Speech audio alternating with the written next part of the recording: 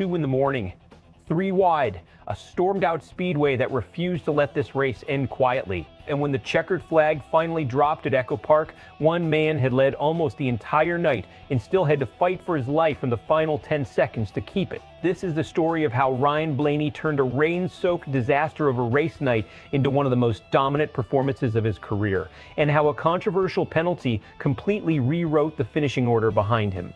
Ryan Blaney won the Quaker State 400 at EchoPark Speedway, his second victory of the 2026 Cup Series season. He started on the pole, he swept all 3 stages, he led a race-high 171 laps. That is about as close to a perfect night as NASCAR allows.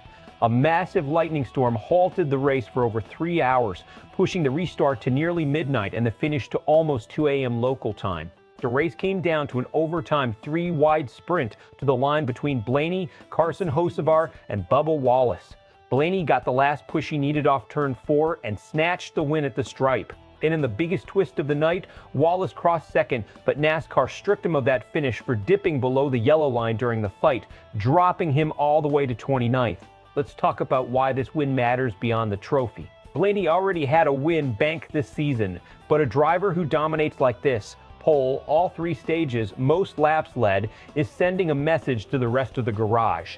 This isn't a lucky night. This is a driver and a Team Penske pit crew operating at full strength heading into the meat of the season. The weather delay could have killed his momentum. 3 hours sitting in the rain is enough to cool off any driver's rhythm, mess with tire strategy, and open the door for chaos. Instead, Blaney came back out after midnight and looked exactly like the driver who left the track before the storm, still the class of the field. Then there's Wallace.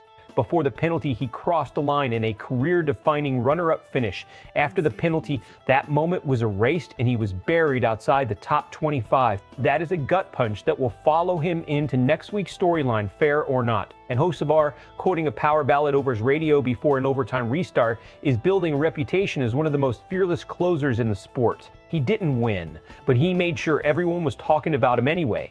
Here's what actually separated Blaney from the field on this night. Super Speedway racing at a track like EchoPark is chaos management.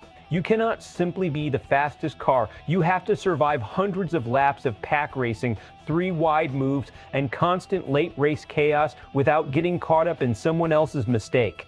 Blaney did that not once, not twice, but across 3 full stages. Sweeping all 3 stages on a drafting track is a statement about a team's execution, not just raw speed.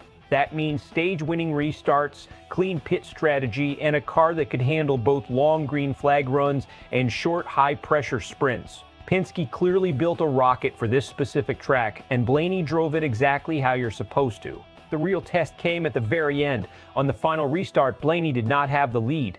Hocevar did, and he had it comfortably heading into the white flag. That is normally a losing position on a drafting track, where the leader usually controls the air and the push. Blaney needed help, got a shove from Wallace, and used the runoff turn 4 to complete the pass in the closing seconds. Is that smart or dangerous? It's both. Racing 3 wide for a win at nearly 200 miles an hour with 0 margin for error is exactly how championships get won, and exactly how seasons get ended in the wall. Blaney threaded that needle perfectly. Hocevar, with no drafting help exiting the final corner, simply got swallowed up. That's the brutal math of super speedway racing. Momentum matters more than position. As for the Wallace penalty, going below the yellow line while advancing position is one of NASCAR's clearest, most consistently enforced rules. There is no gray area here. He gained his spot from an area of the track drivers are not allowed to use, and the result was as automatic as penalties get. Controversial to fans watching in the moment, but by the rulebook, this was the correct call. Expect 2 very different reactions splitting the fan base right now. On one side, you'll have fans in awe of Blaney's execution, a driver who led the race gate to gate and still had the composure to win it in overtime and nearly 2 in the morning, without making a single costly mistake. On the other side, you have a wave of frustration directed at NASCAR itself. A 3-hour rain delay pushing a finish past 1 a.m. is going to reignite the same debate that comes up every single time this happens. Is it fair to fans, teams, and drivers to run a race deep into the night rather than resuming the next day? And then there's Wallace's penalty. Some analysts will defend it as black and white by the rule book. Others will argue that stripping a driver from 2nd to 29th, rather than a smaller position penalty, is an excessive swing for a green-white checkered scramble where everyone was pushing the limits. Best case, Blaney's dominant, error-free performance becomes the template for the rest of his season. 2 wins already, a car clearly capable of sweeping stages on multiple track types, and a driver who is proving he can close races under pressure. If this version of the number really 12 teams shows up consistently, Blaney becomes one of the top championship threats the rest of the year. Worst case, this turns into a super speedway specific outlier. Some teams simply excel at drafting tracks without that speed translating to intermediate ovals or road courses. If Blaney's competitors close the gap once the schedule shifts, tonight becomes a highlight reel moment rather than the start of a championship run. So here's the real question.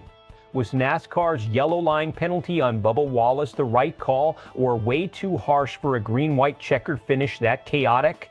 Drop your take in the comments. Best case or worst case for Blaney's season, and where does Wallace's penalty rank among the most controversial calls of the year? If breakdowns like this are your kind of racing coverage, make sure you're subscribed, because we're covering every twist of the 2026 season right here.